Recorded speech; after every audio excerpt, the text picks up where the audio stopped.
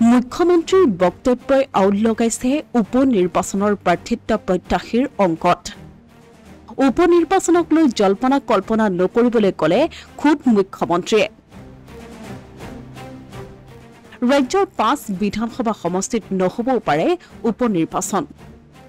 লোকসভা নিৰ্বাচনৰ ফলাফল ঘোষণাৰ পাছতেই উপ নিৰ্বাচনক লৈ ৰাজ্যত চলিছে এতিয়া ব্যাপক তৎপৰতা। ৰাজ্যৰ 5 বিধানসভা সমষ্টিত ইতিমধ্যেই প্ৰাৰ্থিত্ব প্ৰত্যাশীসকলে চলাইছে নিৰ্বাচনী প্ৰচাৰ। কিন্তু প্ৰাৰ্থিত্ব প্ৰত্যাশীসকলৰ অংকত আউল লগাইছে মুখ্যমন্ত্ৰী হিমন্ত বিশ্ব শৰ্মাৰ বক্তব্যই। সমষ্টি পুনৰ নিৰ্ধাৰণৰ পাছত নিৰ্বাচন আয়োগৰ ওপৰতহে নিৰ্ভৰ কৰিব ৰাজ্যৰ 5 সমষ্টিত উপ নিৰ্বাচন অনুষ্ঠিত হ'ব নে নাই। উপ নিৰ্বাচনক লৈ জল্পনা কল্পনা বৰ্তমান নকৰিবলৈ ক'লে মুখ্যমন্ত্ৰীয়ে। যেতিয়া উপ নিৰ্বাচনী আয়োগে দিব তেতিয়াৰ পৰা আমি উপ নিৰ্বাচনৰ কথা পাতিম আৰু উপ নিৰ্বাচন হয় বা নহয়, কাৰণ এইবোৰ পুৰণা সমষ্টিৰ ভিত্তিত হ'ব।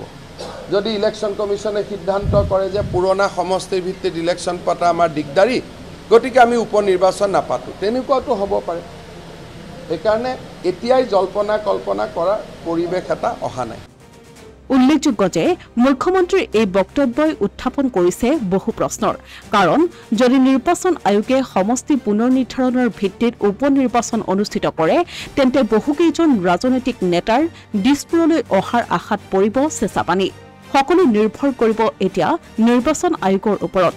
যদি উপ নিৰ্বাচন অনুষ্ঠিত নহয় তেন্তে বহুকেইজন ৰাজনৈতিক নেতাই দিছপুৰলৈ আহিবলৈ অপেক্ষা কৰিব লাগিব 2026লৈ।